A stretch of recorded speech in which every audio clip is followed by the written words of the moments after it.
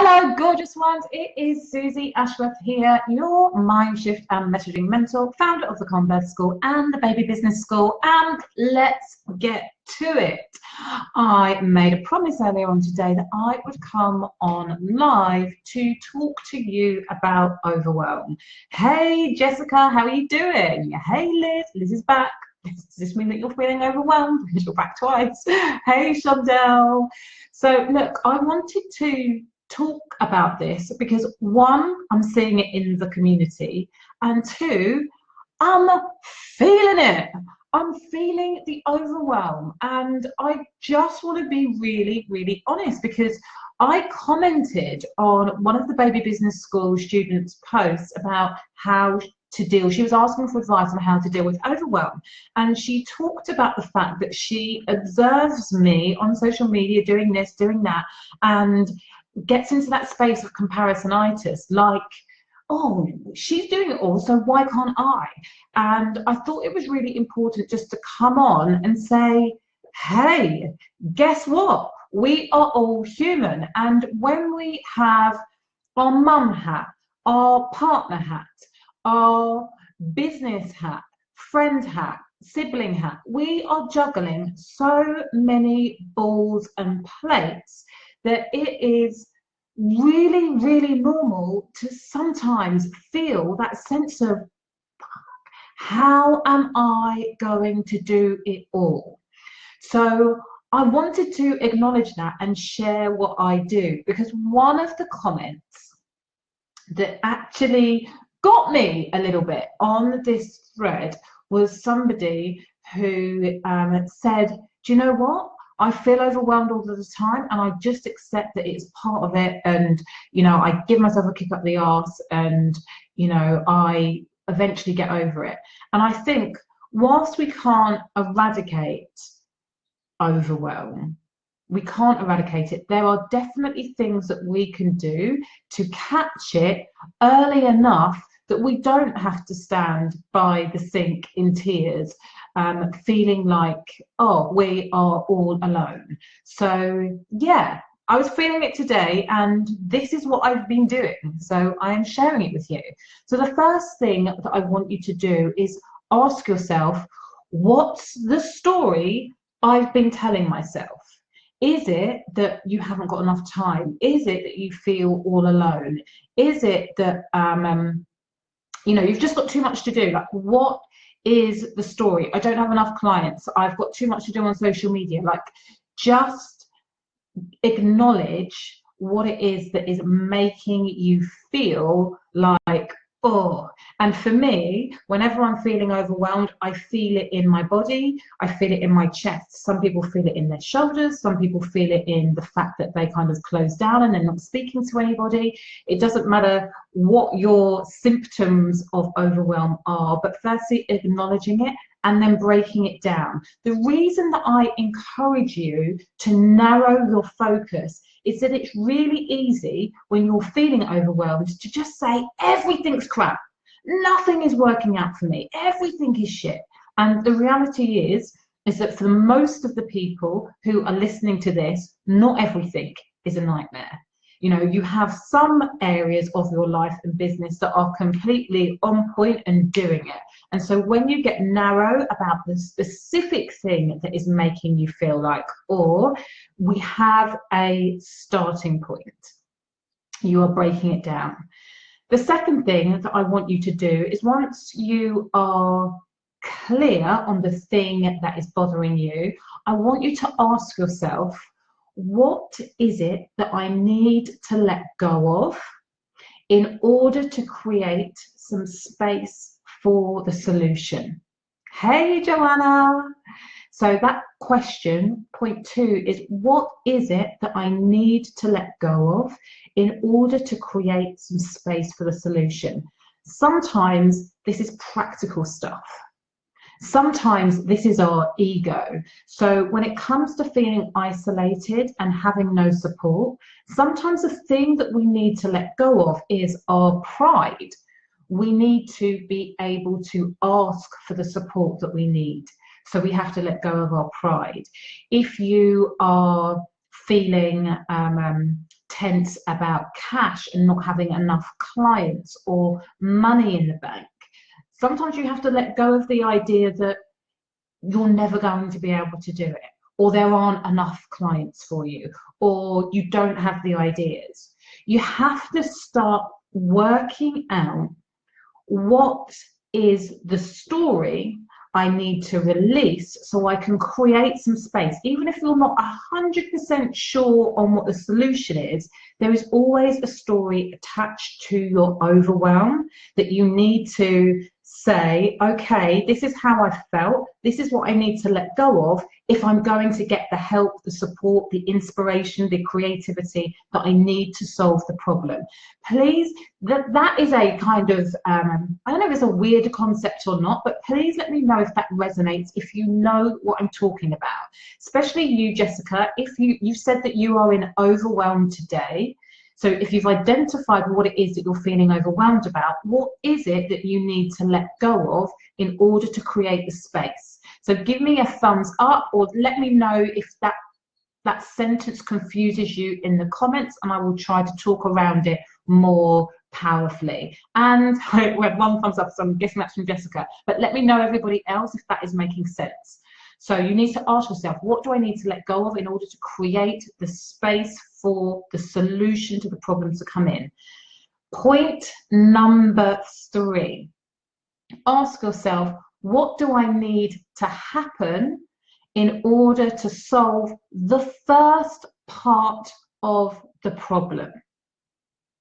So one of the reasons that we get overwhelmed, and I see this a lot with clients, is that they come in, they have a big goal, and they've got numerous different strategies that are going to help them get to the big goal. And having all of these strategies actually just feels like, ah!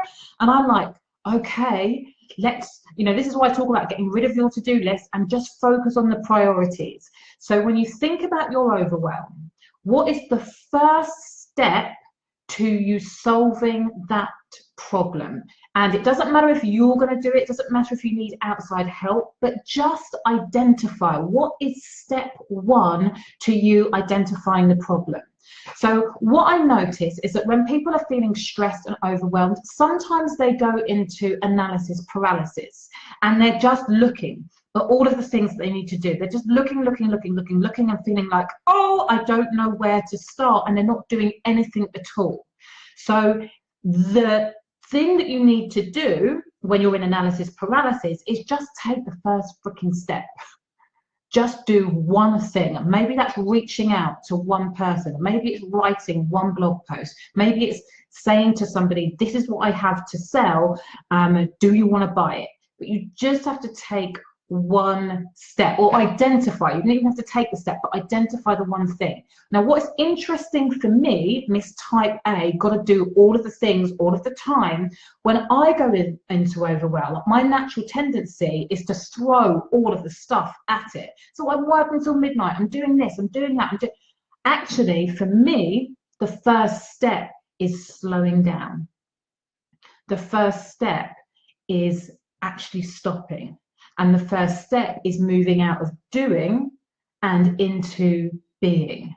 So it's different. Let me know if this is making sense to you. This is different for everybody. If you found yourself in analysis paralysis and you're not doing anything at all, I want you to identify what's the first step that is going to help you get out of your overwhelm. If you are like me and go into doing, then maybe the first step is just slowing down and focusing on being rather than doing. So that is, I think that was point 3.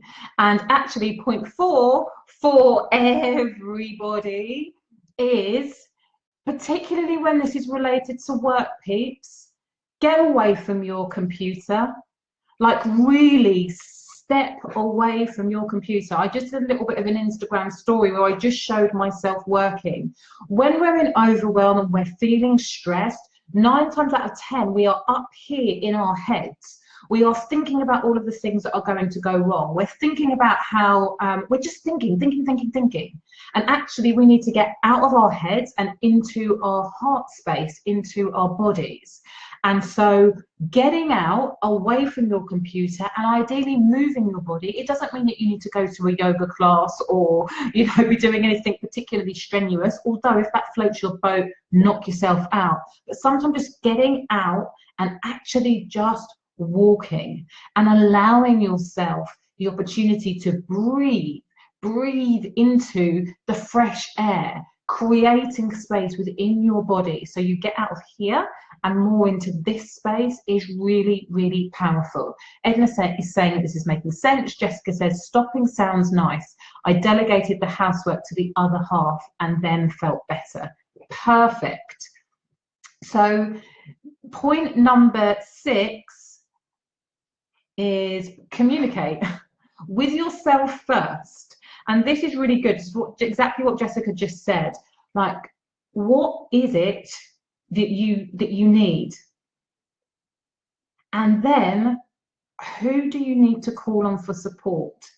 Ask somebody else. So one of my mentors said that your level of stress is directly related to how well and how frequently you are communicating. And again, when I'm in stress and overwhelm, I 100% I'm taking it all on myself.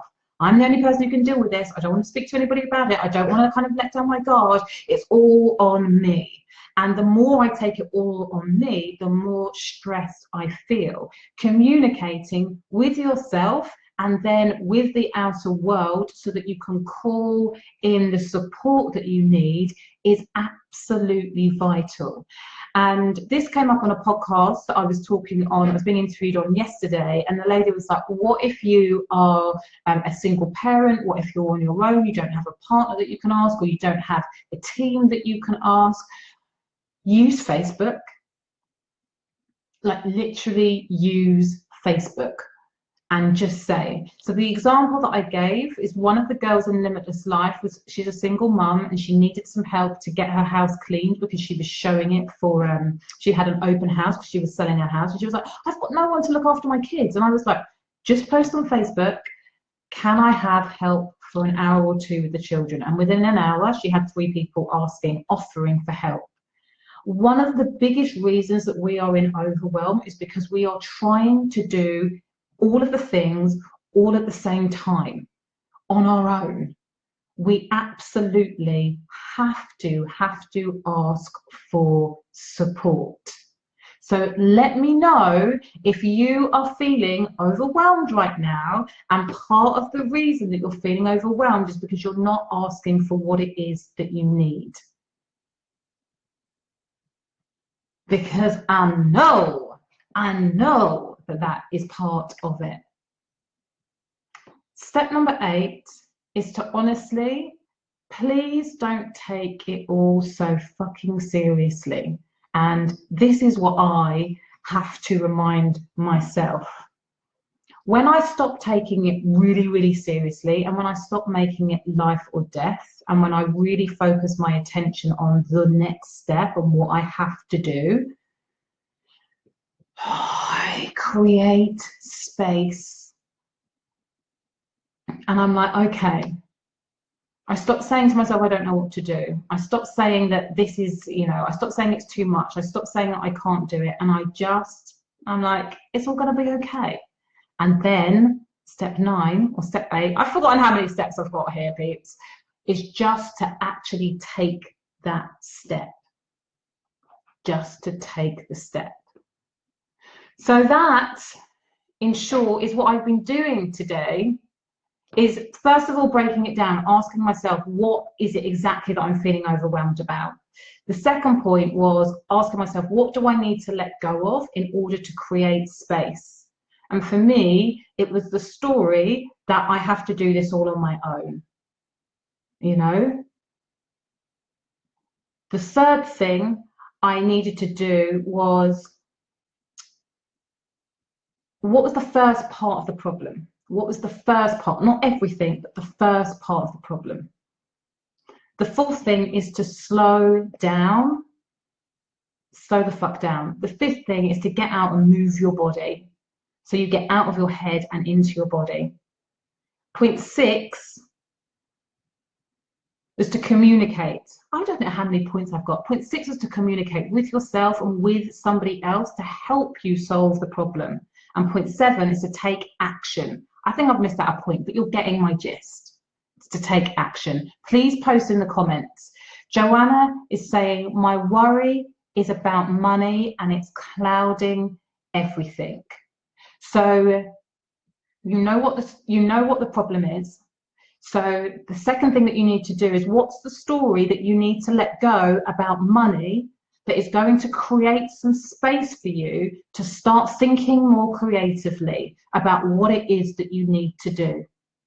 What is the story that you need to let go of?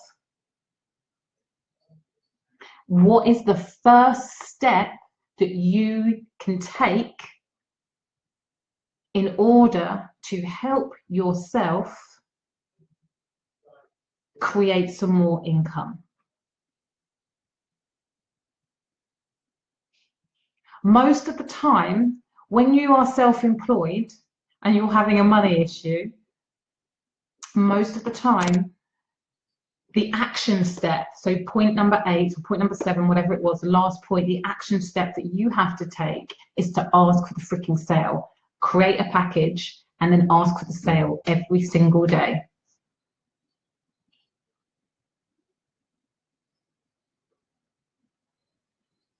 But before you get to that point, do all of the other things. You know, get out of your head, into your body, go for a walk. I haven't put appreciation down actually, but that is the other thing that helps you feel lighter and helps you stop kind of stressing. When you can truly get into appreciation and gratitude for what you have around you, it helps with that sense of anxiety.